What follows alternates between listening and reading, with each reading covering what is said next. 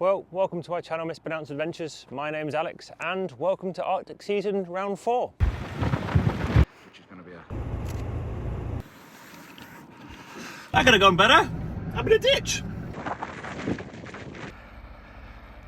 So, I'm currently up in the Arctic Circle in Finnish Lapland. My partner has flown home from the UK as she's been out with me for the last few weeks, and I'm on my own again, which means I've been disassembling the van and making some upgrades. And this is where this video continues on from. Once again, trying to sleep, but the northern lights are out on the main camera.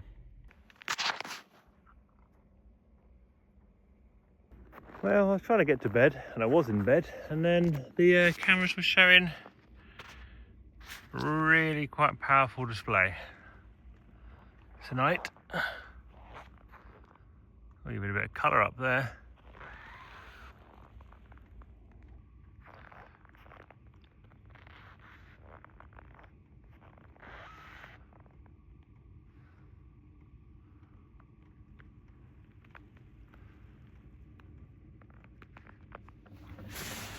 Good morning. Oh, I think it's about minus 11, 12. Engine preheater is almost finished. Let's get the engine fired up. What temperature? Minus 14. A bit colder than I thought. 25 degrees. Should start nicely. There we go.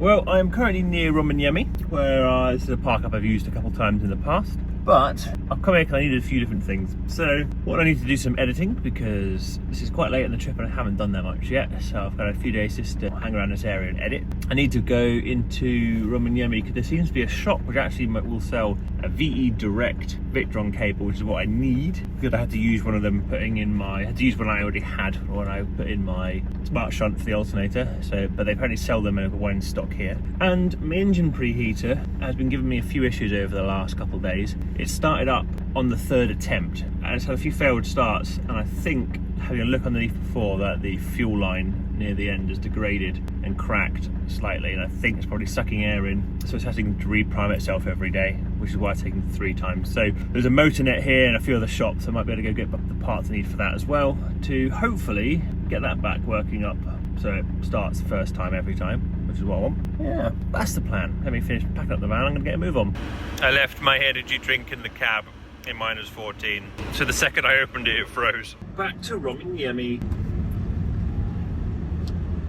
Well, this is the shop I need. Let's see if they sell it. Wish me luck. Well, success, and actually quite a few bits of Victron kit and just loads of electrical kit. Oh, I just wish we had shops like that in the UK, really. So I'm going to go get that all plugged in. I just stopped coming in the van. Why do I need it? Because when I did the alternator charger shunt, I figured out I needed an extra cable, which I didn't have. So I borrowed the one from my MPPT, which has taken my MPPT off. Now it means I can put that back in and get it all working, hopefully. That means my MPPT one can go back into the MPPT, wherever that connection is. Hopefully it should reappear in a moment. There you go, solar's come back. Now I can run this cable up through there and run the new one. All right, that means I can now run my VE Direct cable into there and then run it all the way through the back of the drawers of the cupboard. And the cable management can be done later, as the connection is, because I can't do this one-handed whilst filming. Oh, I can. There we go. So now, alternator charger should pop up on there. There we go. Right, next stop, motor nets.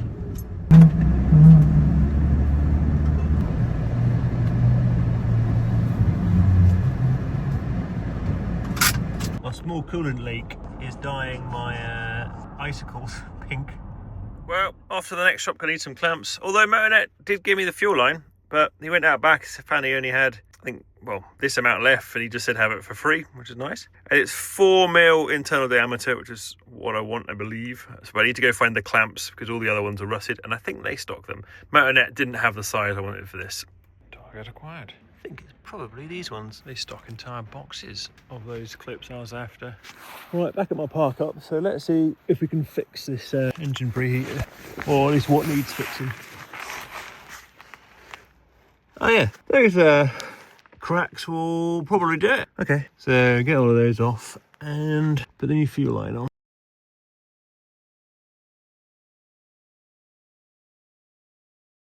Right, terrible camera angle, but new fuel line put in. Hopefully this should stop my issue in the morning where it's deprimed itself. But, oh, did I cut that Jubilee?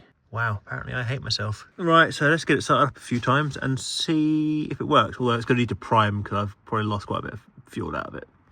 Well, it's hard to tell which bit exactly it was, but you can see how a lot of it had degraded, particularly this bit. So probably that bit where the fuel line went in has a crack all the way through it, or all the way through the fuel line, the fuel connector. So if any air was getting sucked in, or there was this air, just meant overnight the heat was sort of depriming itself. Yeah, it looked like it had cracked there, so that's probably allowing some sort of airing. Anyway, put that in the bin, tidy up, and get on with my evening. You might not be able to hear it, but it fired up first time without an issue, which is good going, but it is a slightly larger fuel pump than your normal Chinese heaters, which means whilst I lost the amount of fuel in there, there's enough fuel, it was basically hot long enough on the starting stage that it actually just carried on until the fuel got back into it again. Excellent, that's another job done.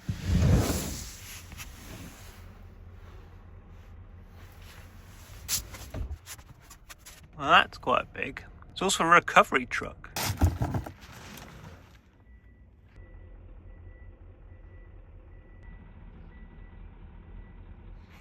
Well, the engine preheater fired up first time today, unlike the previous 3 mornings, which has been about 3 attempts. So hopefully that means it's all fixed. It was just a leaky air pipe or leaky fuel line. It is pretty stunning here. The van is pretty much preheated now, so my plan, I think, is drive for a little bit. Got to get a bit of power back into the batteries, and I kind of want to finish the last hour of my audiobook as well. -9, 70-degree coolant. Starts like a summer's day.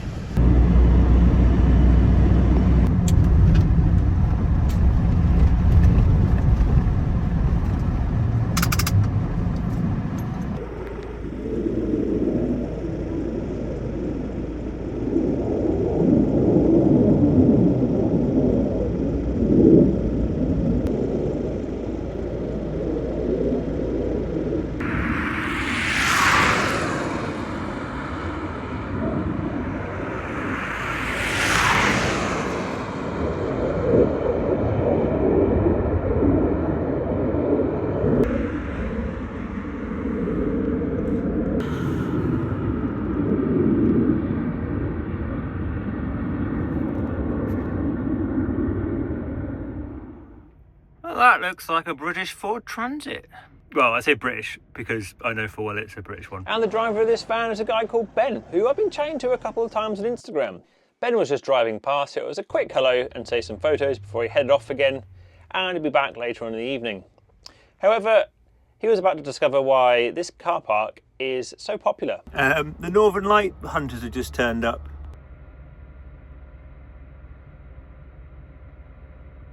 They're not looking at me, by the way, they're looking at the sky above for the Northern Lights. Normally this, well, I've never seen this as a Northern Light car park before, but definitely seems like it is tonight. There's people everywhere. Well, Northern Lights are out on the security camera. The fact that the security camera captures this so I can get footage just off the camera like this. Well, camera is showing up a really good display at the minute.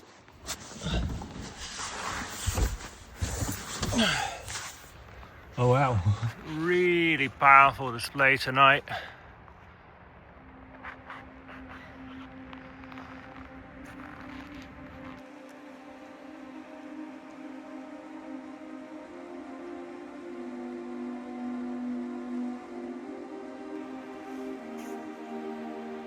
This is the most powerful display I've ever seen.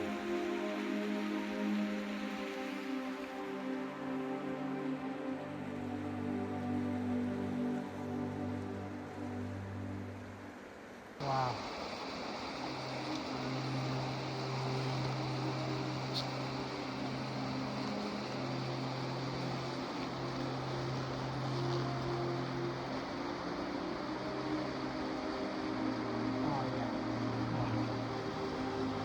It was an incredibly powerful display that night. This is recorded directly off my iPhone in real time. It's moving this fast. Now let's go over to my time lapses and see how they turned out.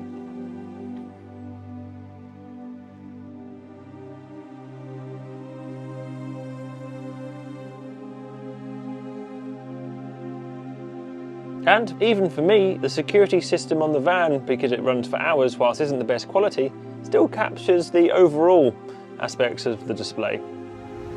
Well, there's Ben's Transit, and it's inspired by my roof rack design and layout. I'll have to go see him later on and have a look inside. When you choose to have a P behind a van with more cameras than a Chinese spy trawler. Only 2 shakes, sir.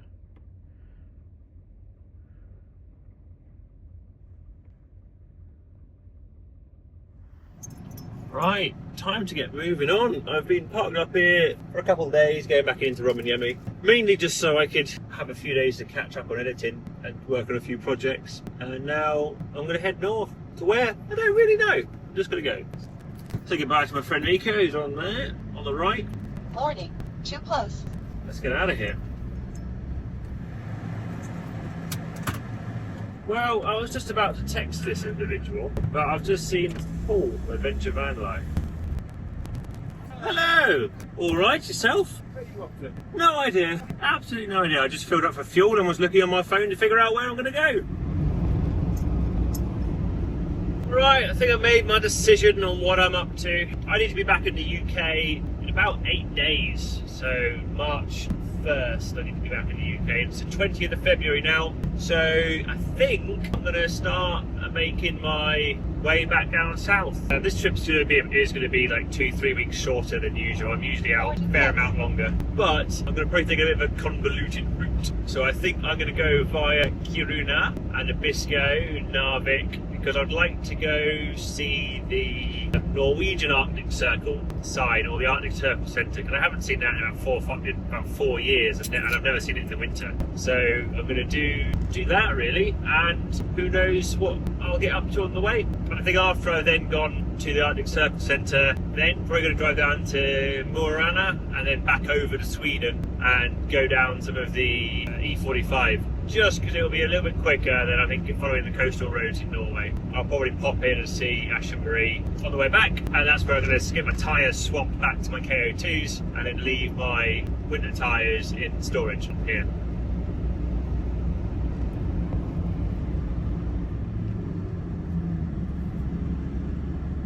Right, leaving Finland for the last time on this trip. And we are back in Sweden. No, we're not. This is it. We're onto the bridge to be back in Sweden.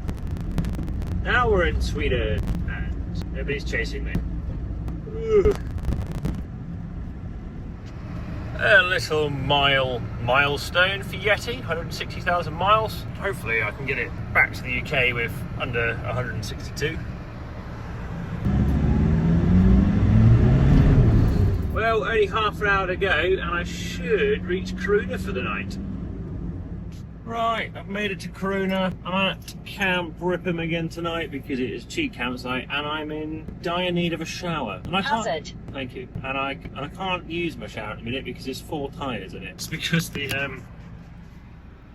thermal camera is picking up all those northern light hunters if your finger about to get picked up. So let's go get checked in. Under attack. Hazard. Yeah, I know, I'm under attack.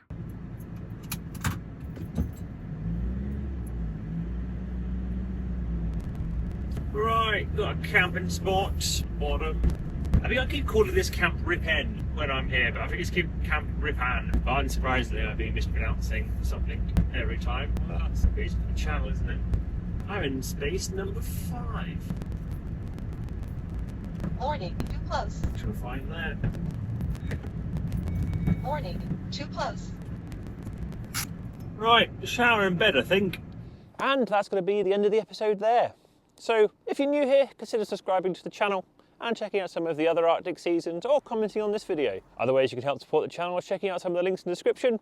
One of them is I work for Roma, which is a UK lithium battery company, and particularly I do their customer system designs, where I help customers design electrical systems for their campervan, and a few other bits and bobs as well.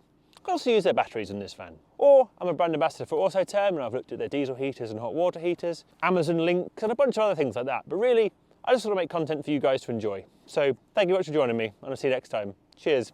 Bye.